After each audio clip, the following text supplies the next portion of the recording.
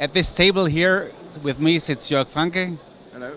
the chairman of the Education Committee of EuroSpine. Jörg, you have been doing this task for 1 year now, and you're up to 2 more years on your round.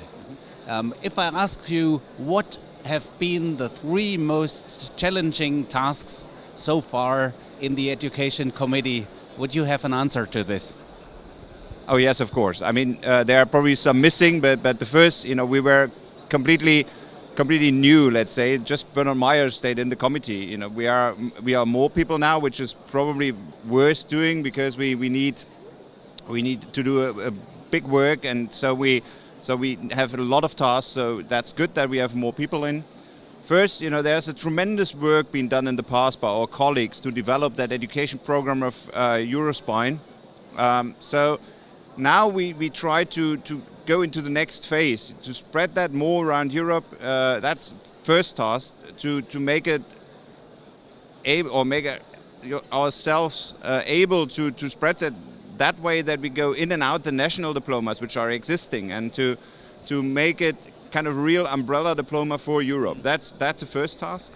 Then to properly define what are maybe new learning tools to integrate then for the younger generation, and how to go on with continuous medical education beyond the basic diploma. That's well established, right? We have made some adjustments to get along with the national diplomas.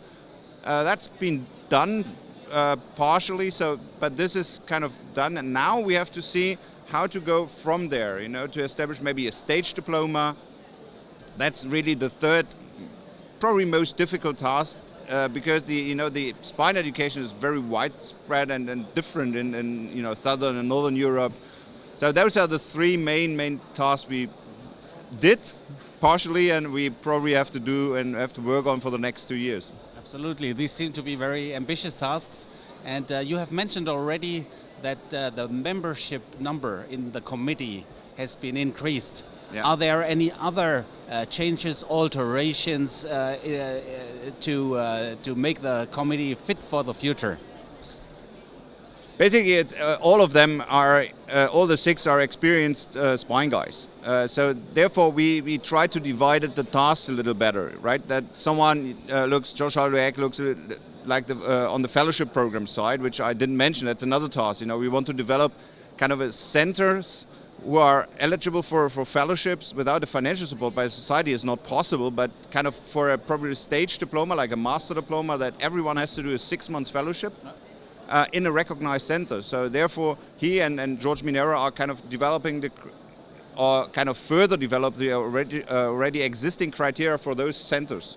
That's one thing. Then maybe develop short-term fellowships, go to e-learning tools. We have the help of Lisa Hatfield on top of the new education committee, who is a professional educationalist.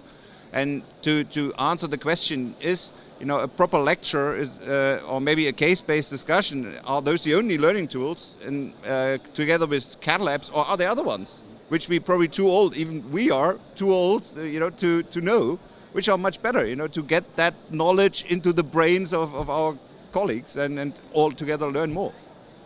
So I mentioned it already that you have 2 more years to go for the Education Committee, and if you look forward to those 2 years and to the years to follow, what would be your visions and your wishes for this committee to acquire, and where do you see it in like 5 or 10 years?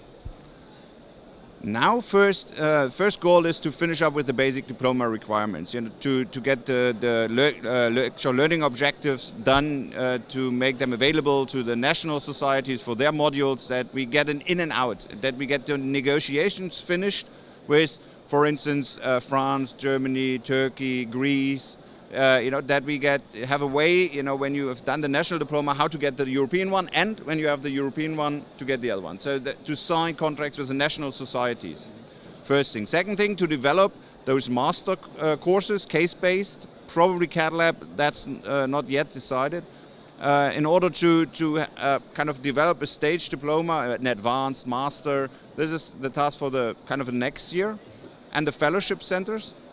And for the third year, I would like to have a proper curriculum. You know, the course system and that one is a certificate of attendance. But then to have a proper curriculum and to see how you have to show that you know all that, we are on that way. There's things.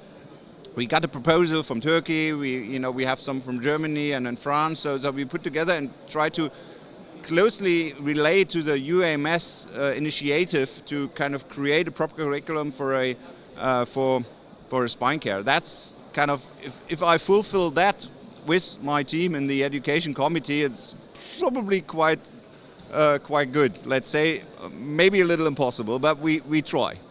And for the 5 years and 10 years, just go on like that. And I'm happy, with the spine. If we see a spine specialist on its own, I don't know. I think it's not necessary. I like it as it is, that we have ortho guys coming in, neuro guys coming in, maybe some other guys, and kind of do care together.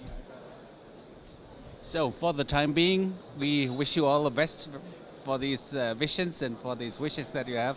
And Jörg, thank you for the interview. Thank you.